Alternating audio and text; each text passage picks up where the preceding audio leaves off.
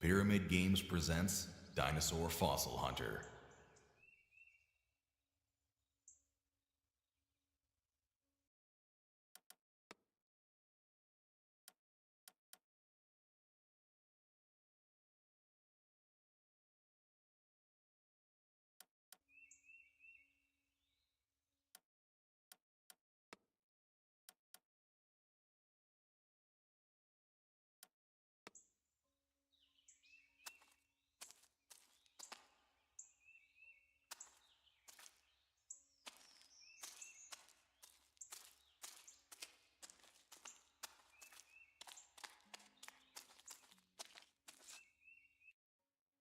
We are slowly running out of space in the museum. Who'd have thought? It has all started so innocently. When I was 4 years old, I loved to draw.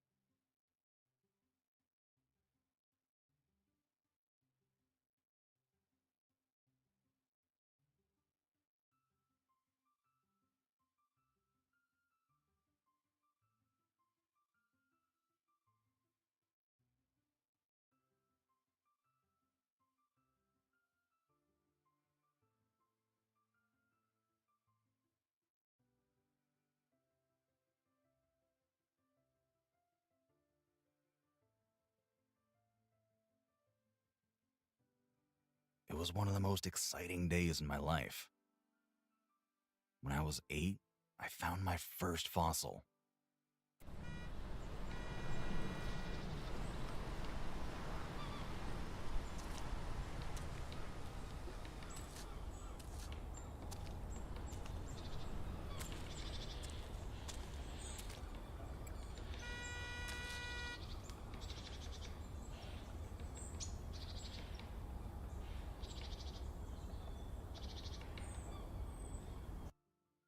I lost it half a year later.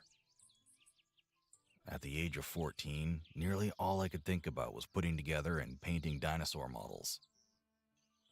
I was getting better at it.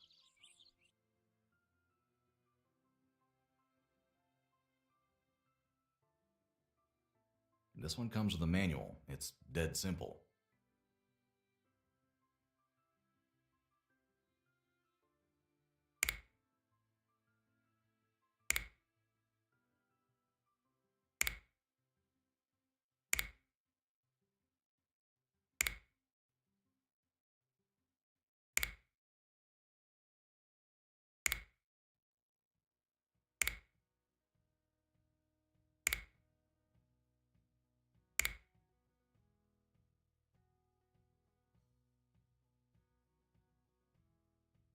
This one's tougher. There's no manual, but I have the sketch at least.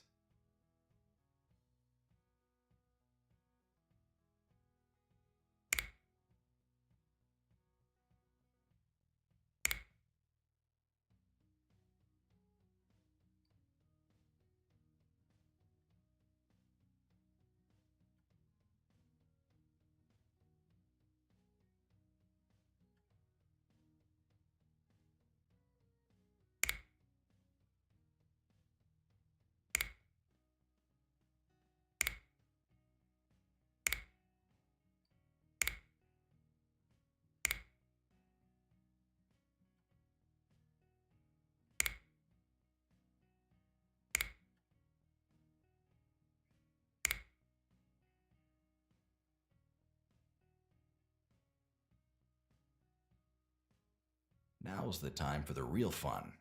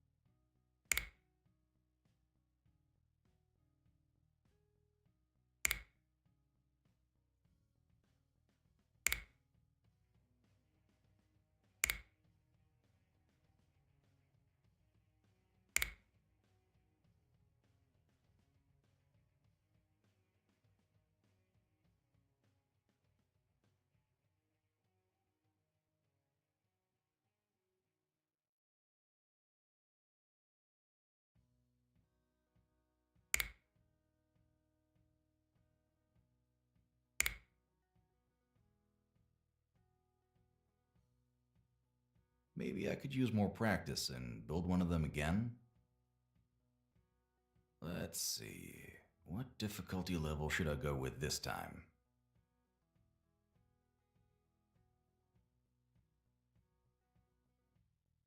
I even won a local talent show once. They loved my Triceratops.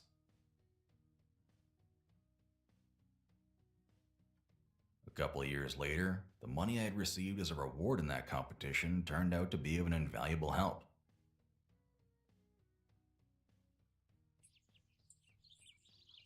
Adventure of a lifetime in your 20s? Well, I think it's possible. I was exactly 20 years old when I found an article about a paleontological group in a newspaper. Turned out they needed volunteers who were willing to work in the north of the country. It was a long shot, but I didn't want to miss such a great opportunity. I took a risk and signed up for the job. As you probably imagine, it paid off.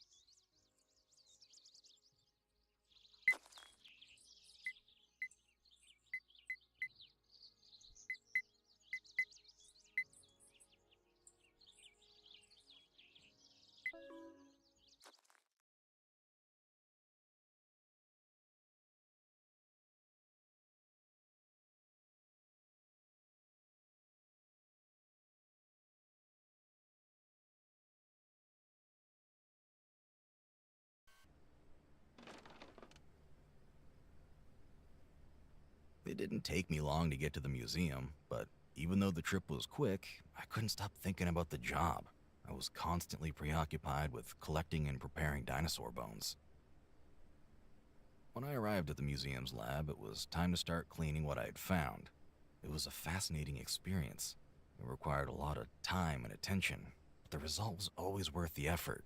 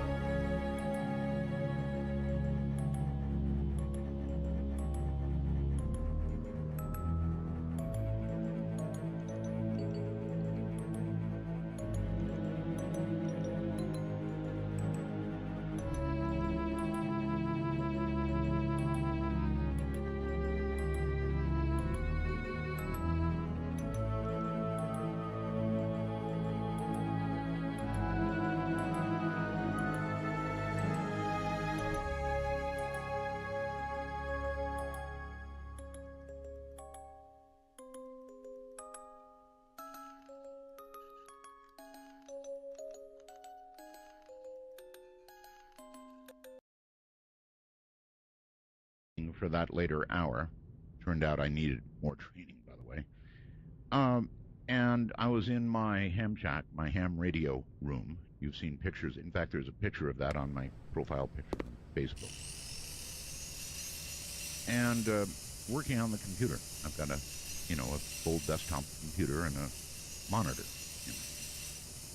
And I was beginning to catch up on the world of the paranormal, because that's about, what I was about to plunge into again. Working very late into the morning, concentrating very hard. And so what I'm going to tell you is the dead flat truth, and it is terrifying. It may not sound terrifying to you because it hasn't happened to you yet, or maybe it has. You know how we've talked in earlier programs about how you can sense when somebody's watching you or you're being watched or something? I had that sense. And oh God, I turned to my right, and here is this human form. It was not completely solid. I could see something behind it, but it did have enough solidity so I knew what I was looking at. This wasn't, a trick of the eye. This wasn't a floater in the eye or anything like that. A lot of people, I guess, have that kind of problem. I don't see how you could mistake it for what I saw, because what I saw was a being. It was a being. It looked like a human. Now, it had legs, it had a torso, it had a head. The arms, I guess, were at the side and kind of mixed in with it, but other than that, that's what it looked like. And as I mentioned, I could see through it. Now, I'm describing this to you, but it doesn't describe the instant of terror. This was to my right as I sat on the desk. I looked over and I saw this being, and I just kind of jumped, and I guess I was on a little bit of shock, or a lot of shock, I don't know. Anyway, it vanished. It was gone. And I looked behind me. I've got a swivel chair. All my chairs are made for a bad back, right? I've got a swivel chair. I swiveled around, looked behind me, and there it was. It was behind me, up against the back wall. And I could, again, see a little bit behind it, but it was pretty solid. Still looking just the same way, no real change, the same way. And I was scared out of my wits. I came back around, and oh my God, it was on my left. It was on my left up against the wall. And when it disappeared, it just went like that. It was just gone. And then suddenly it was to my left up against the wall. I don't know any other words to describe it except shadow person, or shadow being, or entity, whatever in the hell it was. It scared me so badly at that point that I ran out of the room. I've got a wife, I've got a daughter in a room next to me, next to my ham shack. I ran to the back of the house to the closet. I guess I really shouldn't be talking about all of this. Anyway, I went to where I keep a weapon and got it. Probably a poor choice, but I'll tell you, the terror was such that I was convinced that we had an intruder in the house, that something awful was there, whatever in the hell it was awful. And so I went everywhere. I went everywhere in the house. I went in every room. I went out in the garage. I went all over the place. Surprised I didn't wake my wife. And found nothing. But when I tell you what I experienced was terror, I mean real terror. No idea what I saw. To this very day, no idea. I remember doing a show many, many years ago on shadow people. People sent in pictures of, shadow beings in hats and stuff like that. But, to me, at that point, it's something that we talk about. It's something for a night's subject. And it kind of snuck up on me slowly. I had never heard of it before, and certainly never experienced it until recently. So there you have my kind of embarrassing description of what happened. Now comes David Weatherly, thank goodness, a paranormal investigator, an author, adventurer, explorer. For over 35 years, he has delved into the world of the strange, investigating cases around the country and around the world. He has written and lectured on a diverse range of topics, including cryptozoology, ufology, hauntings, and ancient mysteries. David has also studied shamanic and magical traditions with elders from numerous cultures, including Europe, Tibet, Native American, and Africa. He has been a guest on a wide range of TV and radio programs, including Dreamland, over there with Whitley, featured in Watchers Volume 5. He is the author of Black-Eyed Children. Oh, that's another good one that has only come up recently. And a book called Strange Intruders. So, David, welcome to Midnight in the Desert. Good evening, Art. Thanks for having me on. It's a pleasure. Yeah, good evening. So, I had to delay things and change them around so that I had you on the line when I went through that description. And I wanted you to hear what I experienced, which, honest, scared the hell out of me, David. It really did. It's hard to describe the kind of terror that I felt. Oh, no doubt, Art. And I tell you, over the years, I have sat down with so many people and heard, countless variations of that same type of account. And, often when I interview these people, it's like interviewing someone who's just went through a trauma. Oh, or, trauma. A very frightening experience, and they just radiate. I find that a lot of these people, even recounting their experiences to me, if it's been, a year or several years sometimes, when they go back to that moment, they start becoming fearful again. That's right. It comes right back. Because it comes of back. Recalling the experience. Yes. It brings back not just the memory, but the emotional state that occurs. That's right. The during terror. These encounters. That's the word for it. Terror. There's no Trust me. word. Terror. Yeah. There's no other word for it. And I'll tell you, I've heard some, that were so frightening and over the top that, you really sort of wonder how some of these people even maintain their sanity long enough to push beyond this. Because there are some of these encounters that become physical. And that takes the fear factor up in many more levels. Yeah, it sure would. I swear, it was a terrible idea to get a gun, because if I had seen this thing, I'd have fired. I don't, and it wouldn't have done a damn bit of good. Now that I think back on it, I'm sure it wouldn't. I mean, I'm sure a bullet would go through it just like a little bit of the light sure. did. I guess you're some kind of expert on these things. Well, what the hell are they? Well, first of all, despite having, so many years in the paranormal, I don't know that there's any such thing as an expert in this field. I continue to investigate, and all I have are more questions. And the shadow people, man, that's right there at the top of things that we just don't have enough answers. And one of the reasons that we don't is because these shadow beings, first of all, they go way back in history. You can read early medieval accounts of people encountering shadow or phantom monks, as they used to call them. And it would be this black moving shadow, for lack of a better term. Mine didn't move. It moved from one part of the room to the other. That's right. But there was no physical movement of legs or anything like that. No, but they almost move like shadows. Just as if if the way a shadow can suddenly move from one wall to another. If of course. You put your hand in front of a light and project yes. a shadow, and that jerky, sudden movement where it looks like is in one location and suddenly it's in another. Right. And this is very common with these things.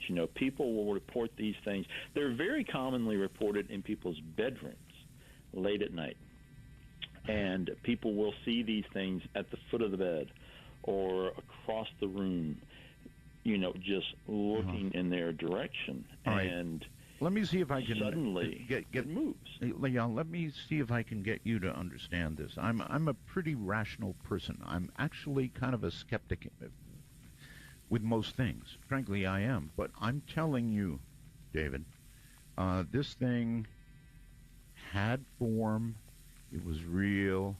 It was not some trick of shadow. It was not some trick of something wisping across my eye. It was real on my right. It was rear. It was real behind me. It was real on my left. This was a real something. And you know, I can say these words, and people will sit out there and go, "Yeah, right.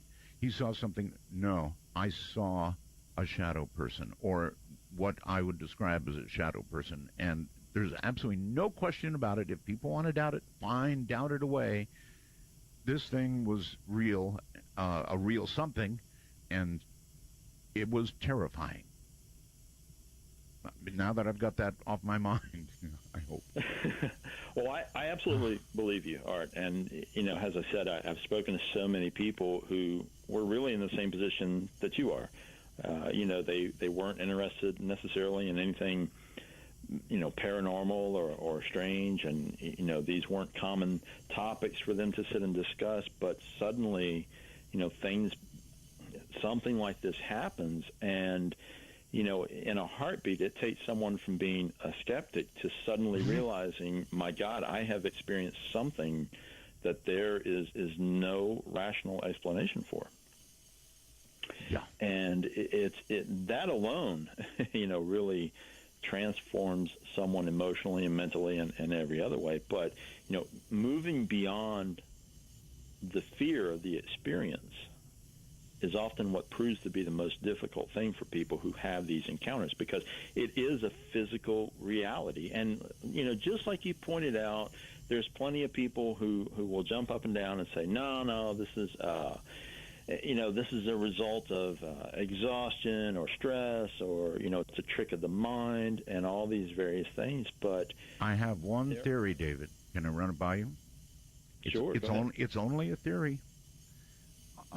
It seems to me that if you sit in front of a monitor for enough hours, and I had been there for a long time, that your brain begins to be affected by the refresh rate of that monitor, whatever that is.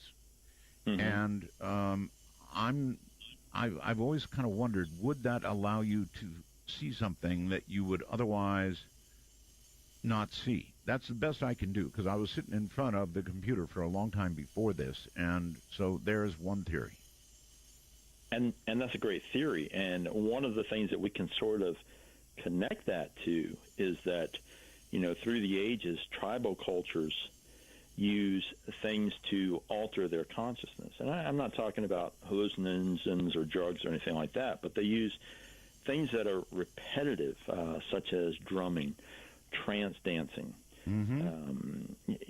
Things like this, very good according point, to tribal beliefs, raise the awareness and alter the consciousness, which allows you to see things that exist at a different vibratory level. That's the easiest way I can explain it in sort of simple terms.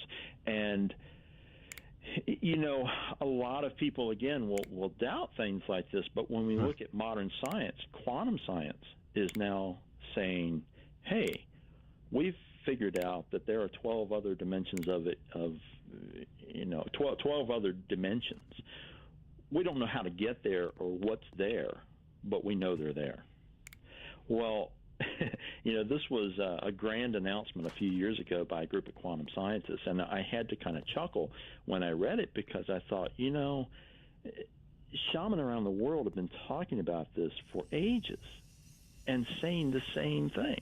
You know, it's just that it's framed within their spiritual, magical traditions, but they say the same thing. They say, hey, there are other levels of existence, other levels of reality that exist around ours and intermingle with ours. We just don't have the level of awareness to understand what's there and possibly interacting with us. David, what brought you to this field to investigate this kind of thing, shadow people specifically?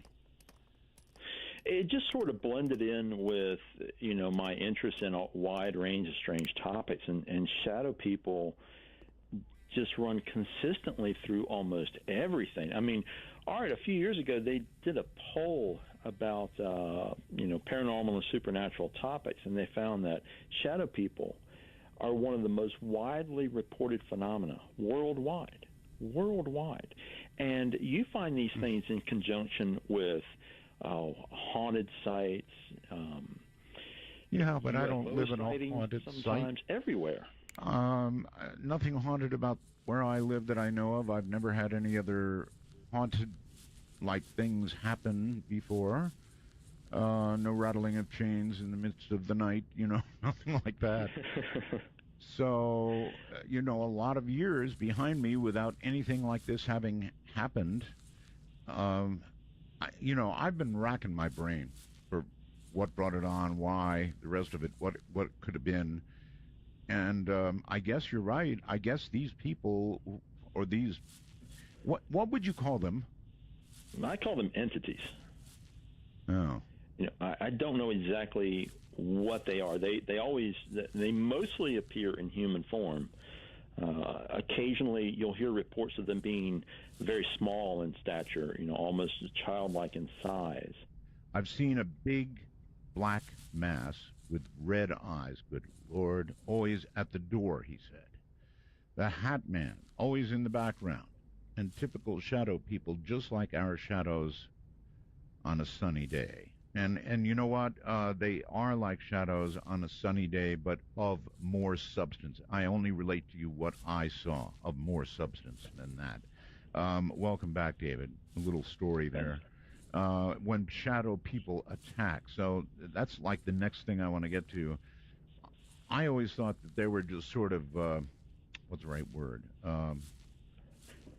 I don't know, beings, if you will, or whatever they are, that they didn't physically attack people. That takes it to like a whole new level. It really does. And I tell you, Art, all the years of interviewing people and so forth, one of the weirdest and most frightening accounts I've heard was from a gentleman who had a physical encounter with a shadow being. And this fellow, his name was John, he considered himself a religious person, but he had stopped going to church. He was, very focused on his career. He started to notice some strange things in his home. He lived alone. He started seeing fleeting movement out of his peripheral vision. Odd things started to happen, like a fork would go flying off the table. Little things around the home, and he continued to try to dismiss it until he started seeing these shadow beings directly. I mean, he was directly looking at them just like your experience. They would be there one moment, the next moment they had vanished. They would be in another part of the room. Can I ask a question? Did Sure. they show, when he looked at them, did they show any movement at all of what appeared to be a human body? He described them as being inhuman in form, and that they would sometimes move. He would see what appeared to be an arm moving. Sometimes they would appear to bend forward as if they were looking at him closer. But Art, this took a very frightening turn when one night after work, John went out, had some food with a friend. He came home late. He says that he walked in, he glanced at his mail, he checked his email quickly. He went to his bedroom, kicked his shoes off, and sat down on the side of the bed. He had not turned the lights on because there was light from outside that sort of shone into the room, giving some illumination. He was sitting there looking out the window when all of a sudden he felt what he described as a pair of hands grab his ankles and yank. He was slammed down, face down onto the floor, twisted onto his side with something holding his ankles, and says that what he described seeing was a black form under the bed with glowing red eyes, pulling his legs.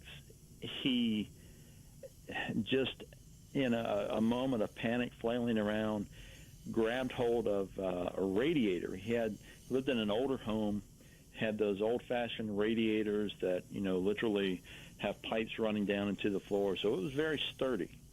And he wrapped both arms around that radiator and was kicking his legs and screaming and trying to get loose from this thing. I absolutely get that part.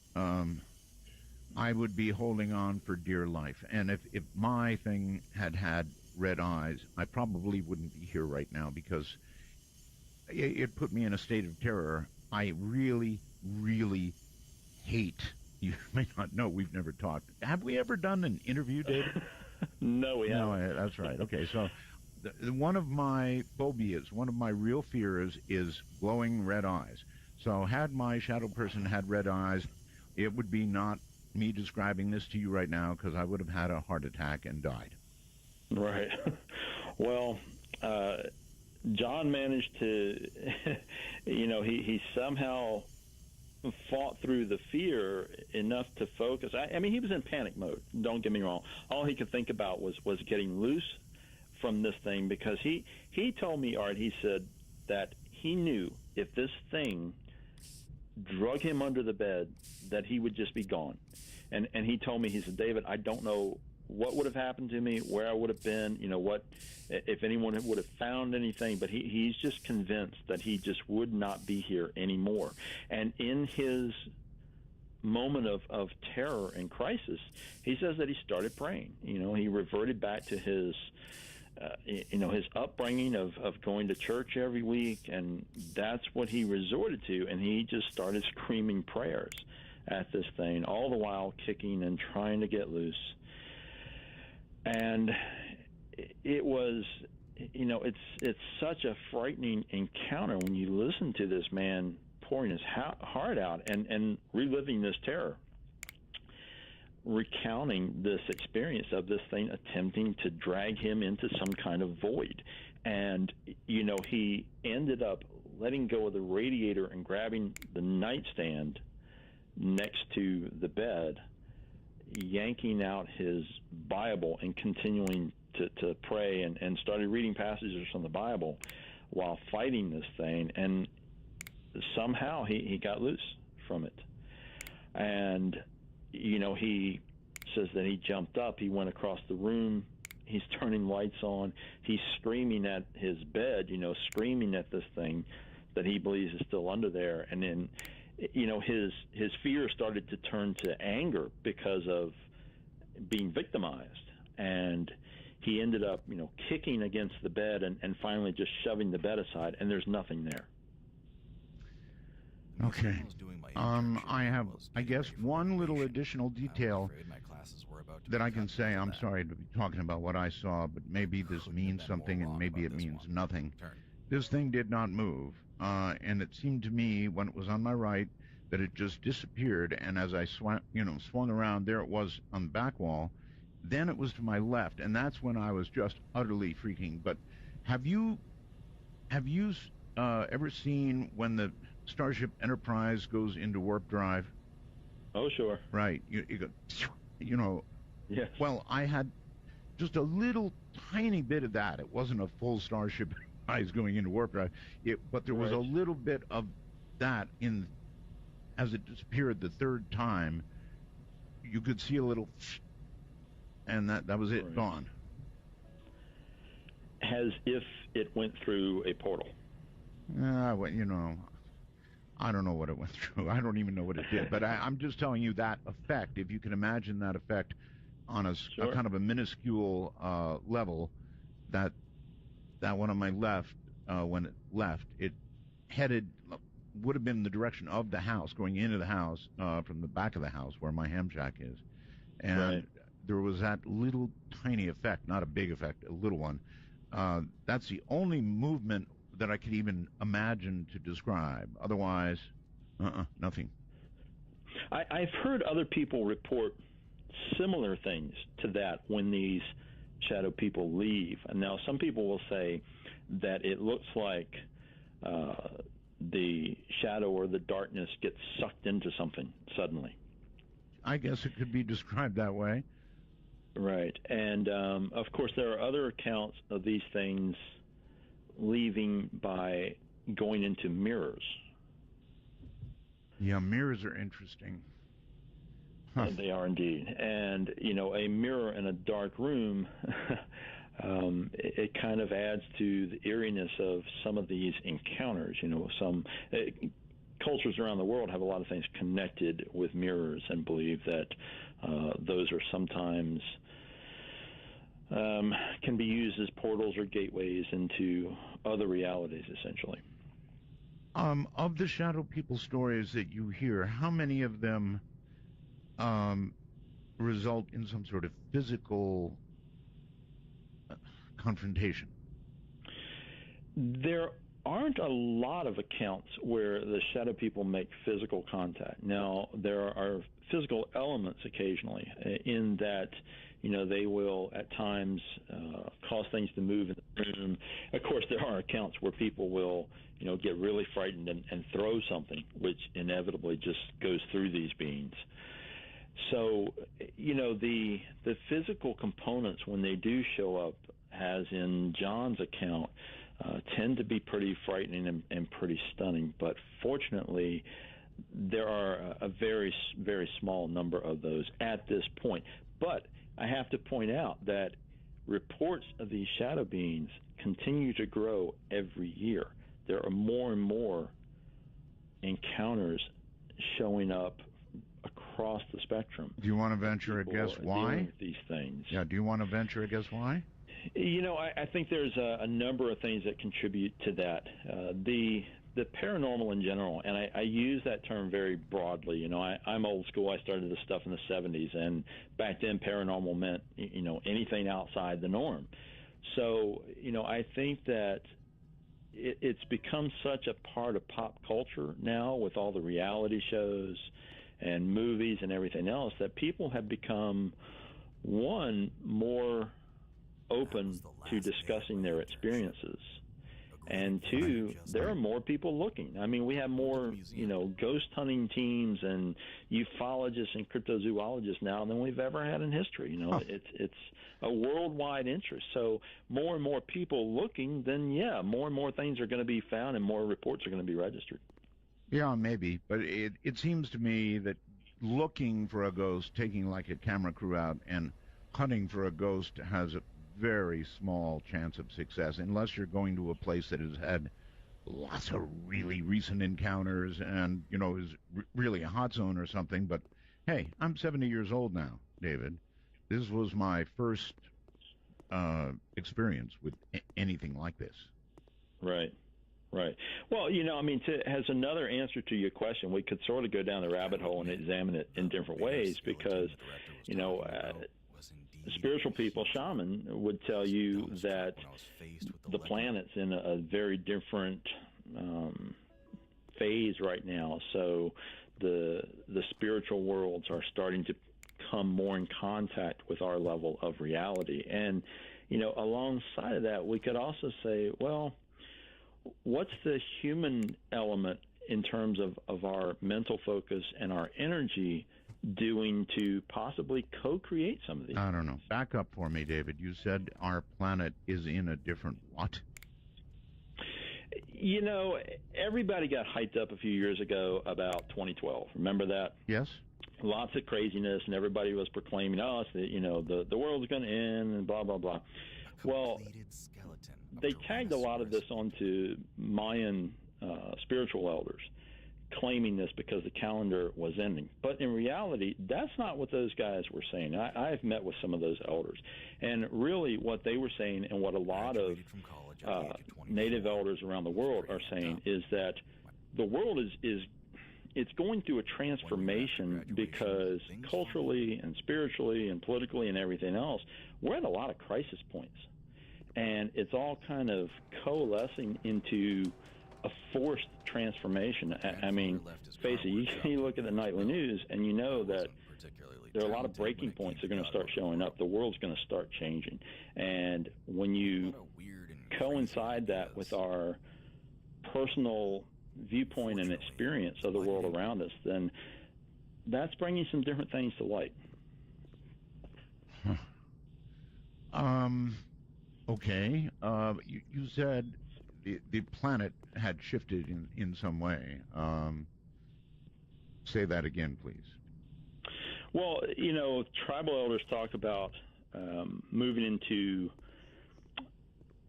different worlds. The whole reason the Mayan calendar ended was because a cycle was ending, and it means that we're starting a new cycle. I figured they just got tired of making calendars. No.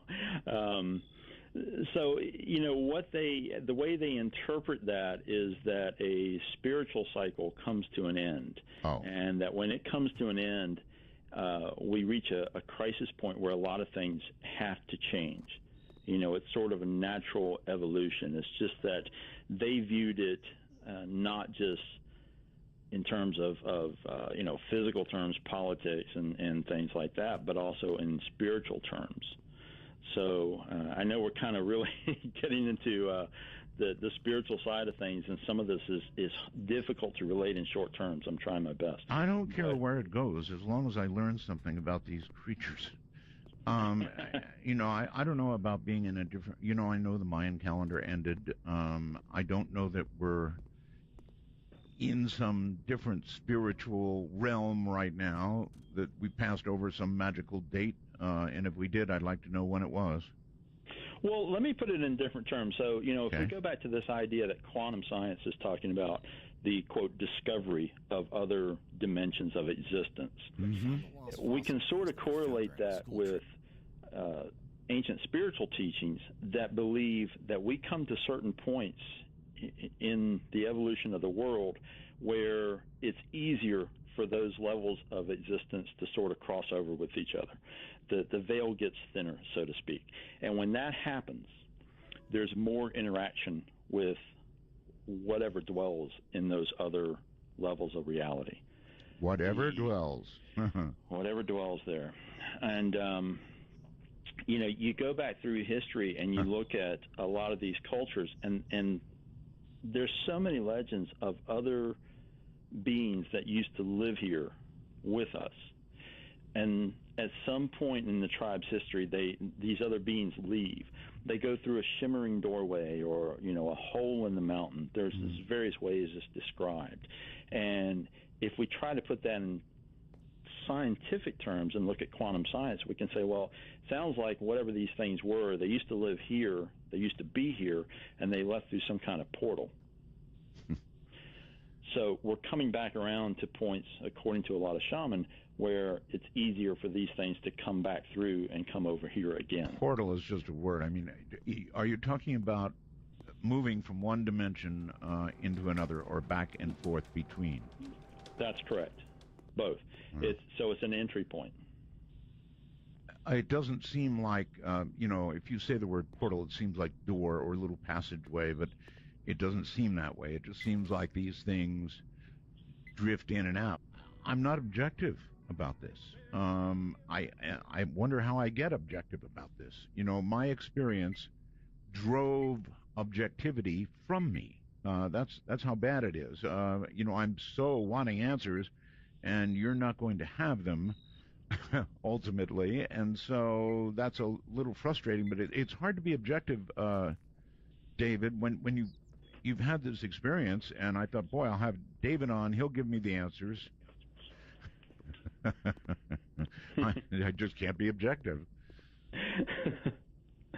I'm sorry to disappoint you, Eric. No, it's all right. These are things that people have been looking for answers for a very long time, and it's just that, unfortunately, for someone who's had a frightening experience like you have, there's not anything that is really going to